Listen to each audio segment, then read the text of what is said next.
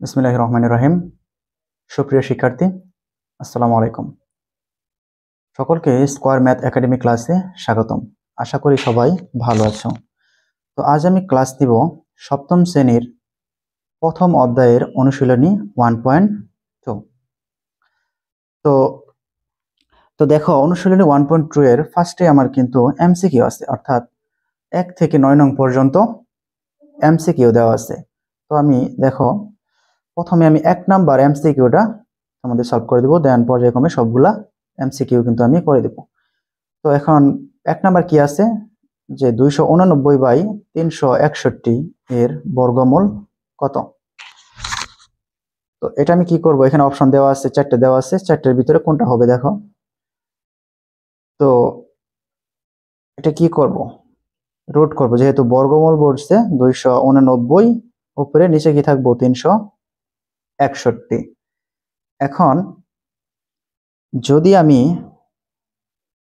আচ্ছা বর্গমূল মানে কি, মনে করো 7 × 7, তাহলে কত 49, অর্থাৎ একই সংখ্যা দ্বারা গুণ করলে আমার গুণফলটা কি হইতে হবে, 289 হইতে হবে, আর একটা কি হবে 361 হইতে হবে।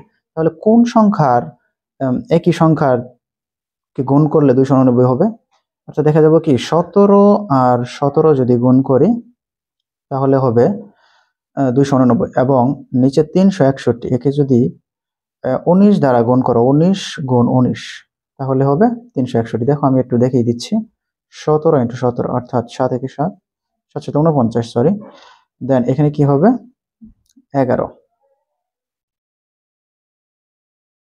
তো এখানে দেখো এই যে 289, অর্থাৎ 17কে 17 দ্বারা গুণ করলে 289। ঠিক সেম ভাবে 19কে যদি 19 দ্বারা গুণ করো তাহলে 361 হবে।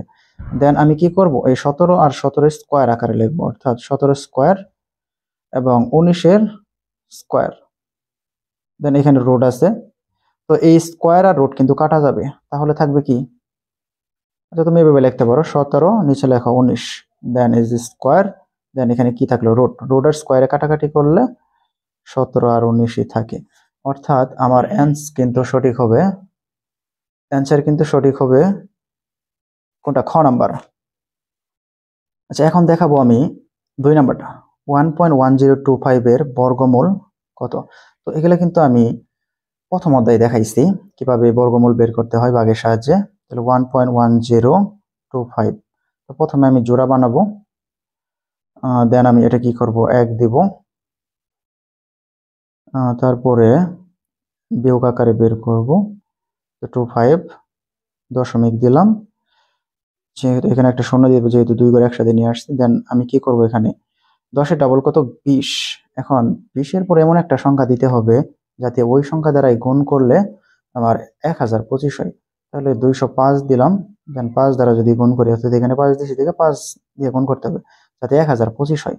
তাহলে 5 5 25, 5 0 5 2, অর্থাৎ 5 2 10, তাহলে 1025 নামলো। তাহলে এখানে কত নামবে 5, এখানেও দেওয়া 5, তাহলে 1025 শূন্য। ঠিক আছে, তো আমার কারেক্ট অ্যান্সার কোনটা, ঘ নাম্বার। এখন দেখো 3 নাম্বার অ্যান্সার। 3 নাম্বার কি আছে, একটি মূলদ সংখ্যা হলো, এখানে 3টা অপশন আছে, যে 0, 5, 5/2, এই 3টার মধ্যে কোনটা মূলদ সংখ্যা হবে। অপশন দেওয়া আছে 1 ও 2, খ নাম্বার দেওয়া আছে 1 ও 3, ঘ হচ্ছে 2 ও 3, এবং ঘ হচ্ছে 1 2 3। তাহলে দেখো আমরা জানি কি 0 হচ্ছে স্বাভাবিক সংখ্যা, 5 হচ্ছে স্বাভাবিক সংখ্যা, 5/2 এটা যেহেতু ভগ্নাংশ আকারে আছে, আমরা জানি কি যদি কোনো সংখ্যা p/q আকারে প্রকাশ করা যায় ওইটাই কি মূলদ সংখ্যা, তাহলে 5/2 p/q আকারে প্রকাশ করা যায়। আর স্বাভাবিক সংখ্যা তো সবটাই p/q আকারে প্রকাশ করা যায়। সুতরাং বলা যায় যে আমার 3টাই কিন্তু মূলদ সংখ্যা, সুতরাং বড় নাম্বার অ্যান্সার। এখন দেখো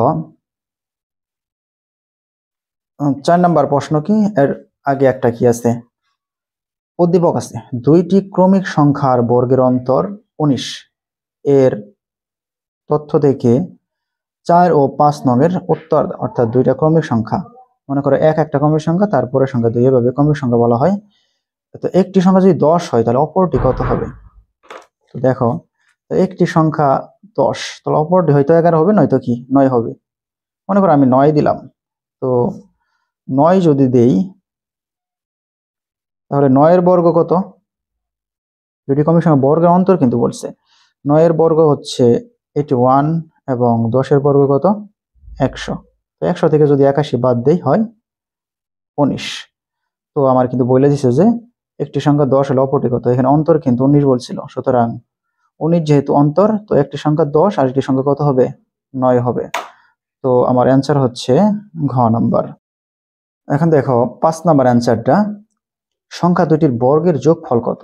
তো আমরা অন্তর বের করছিলাম কত?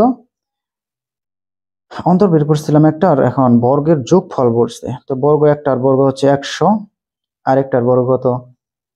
81, অর্থাৎ 81। মানে একটা 9 সংখ্যা আর একটা কত? 10। তো দুইটা যোগ করলে কত হয়? 181। তো আমার অ্যান্সার হচ্ছে সেটা ক নাম্বার। তাহলে আমি 6 নাম্বারটা করবো। 6 নাম্বার কি আছে যে 0.01 এর বর্গমূল নিচের কোনটি? তো আগের মতন আমরা করব 0.01। এটাকে প্রথমে জোড়া আকারে লিখবো, দেন 0 এখানে বসবে, 0 দিলাম। তো এখানে একসাথে হবে 01। 01 হলে এখানে কি হবে? দশমিক হবে। তো এটা কি হবে? শূন্য, তো শূন্যই হয়। দেন এখানে হবে 1, অর্থাৎ এখানেও হবে 1, এখানে হবে 1। ঠিক আছে। তো আমার খ নাম্বার অ্যান্সার। অ্যান্সার কত? খ নাম্বার।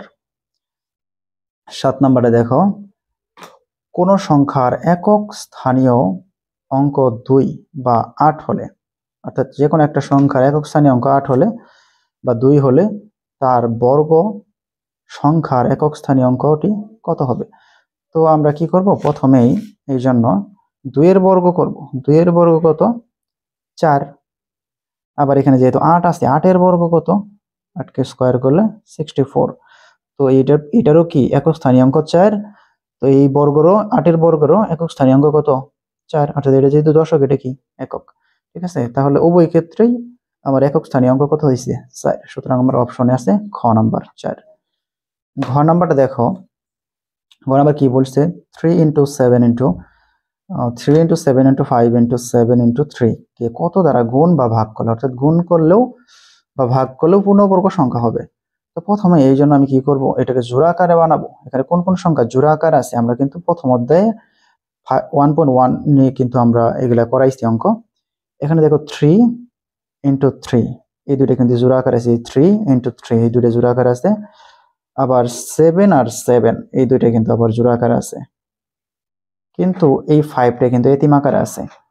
তো এই 5কে যদি তুমি কি করো, একটা যদি আবার আরেকটা 5 নেও, মনে মনে ভাবো যদি একটা নেও তাহলে কিন্তু এটা আবার জোড়া হয়ে যাবে, তাহলে কি পূর্ণবর্গ সংখ্যা হবে। আবার ধরো 5 তুমি ইনটু আকারে না দিয়ে ভাগ আকারে দিলা, তাহলে 5 5 কাটা, বাকি দুটো কি জোড়া আকারে আছে। সুতরাং 5কে যদি আমি গুণ বা ভাগ করি তাহলে কিন্তু আমার পূর্ণবর্গ সংখ্যা হবে। তাহলে অ্যান্সার কত? খ নাম্বার। তো লাস্ট দেখো, নিচের কোনটি অমূলদ সংখ্যা? তো অমূলদ সংখ্যাটা দেখো, এখানে কিন্তু আমরা জানি যে কোনো বর্গমূল যদি স্বাভাবিক সংখ্যা হয় তাহলে কিন্তু এটা মূলদ সংখ্যা হয়। তো √9 কে যদি বর্গমূল করি হয় 3, আবার √16 কে যদি বর্গমূল করি হয় 4, এবং √25 কে যদি বর্গমূল করি 5 হয়। বাট √2 কে কিন্তু কোনো বর্গমূল আকারে লেখা যায় না, অর্থাৎ এটা কিন্তু 1 পয়েন্ট সামথিং নামে 1 পয়েন্ট সামথিং লেখা, আর 1 পয়েন্ট সামথিং দশমিক আকারে কিন্তু এটা কিন্তু মূলদ সংখ্যা নয়, এটা হচ্ছে অমূলদ সংখ্যা। সুতরাং অ্যান্সার হচ্ছে ক। তো ধন্যবাদ সকলকে। ইনশাআল্লাহ পরবর্তী ক্লাসে আমরা 10 নং থেকে ম্যাথ করা শুরু করব। তো আমার ক্লাসগুলো নিত্য নতুন পেতে হলে আমার চ্যানেলটি অবশ্যই সাবস্ক্রাইব করে চ্যানেলের পাশে থাকবে। ধন্যবাদ। আসসালামু আলাইকুম।